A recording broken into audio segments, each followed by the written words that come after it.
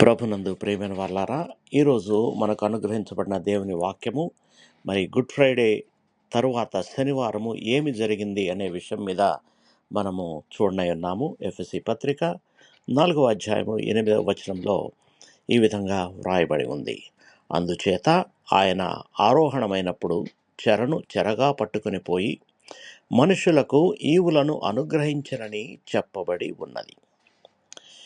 ఈ వాక్యం యేసుక్రీస్తు యొక్క మహిమను మనకు తెలియచేస్తుంది. ఆయన ఆరోహణమైనప్పుడు చెరలో ఉన్న వారిని విడుదల చేసి మనుషులకు ఆత్మీయ వరాల్ని అనుగ్రహించాడు. ఇది ఆయన విజయానికి, పాపం మరియు మరణంపై సాధించిన విజయానికి ఒక సూచనగా ఉంది. మన జీవితంలో కూడా చాలాసార్లు మనం బంధాలతో ఉంటాం. పాపం, భయం, నిరాశ లేదా బాధలు అనే బంధాలతో ఉంటాం. కానీ యేసు మనల్ని విమోచించడానికి వచ్చాడు. ఆయన మన బంధాలను విరగగొట్టి మనకు స్వేచ్ఛను మరియు నూతన జీవాన్ని ఇచ్చాడు.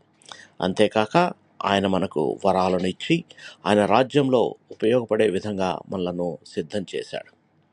అందువలన మనం ఆయనకు కృతజ్ఞతతో జీవిస్తూ ఆయన ఇచ్చిన వరాలని ఉపయోగించి ఇతరులకు ఆశీర్వాదకరంగా జీవించాలి.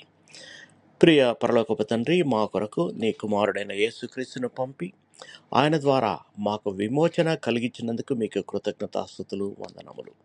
ప్రభువా, మా జీవితంలో ఉన్న ప్రతి బంధకాన్ని విరగగొట్టి మాకు స్వేచ్ఛను ప్రసాదించండి. నీ పరిశుద్ధాత్మ వరములను మాకు అనుగ్రహించి నీ చిత్తానుసారం జీవించే శక్తిని ప్రసాదించండి. మేము పొందుకున్న ఆశీర్వాదాలను ఇతరులతో పంచుకునే హృదయాన్ని మాకు దయచేయండి.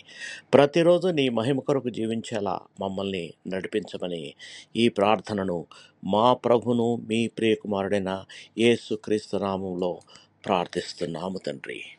ఆమెన్. మీకెవరికన్నా ప్రార్థన అవసరత ఉంటే నాకు మెసేజ్ చేయండి. దేవుడు మిమ్మల్ని బహుగా దీవించి భద్రపరచునుగాక. ఆమెన్.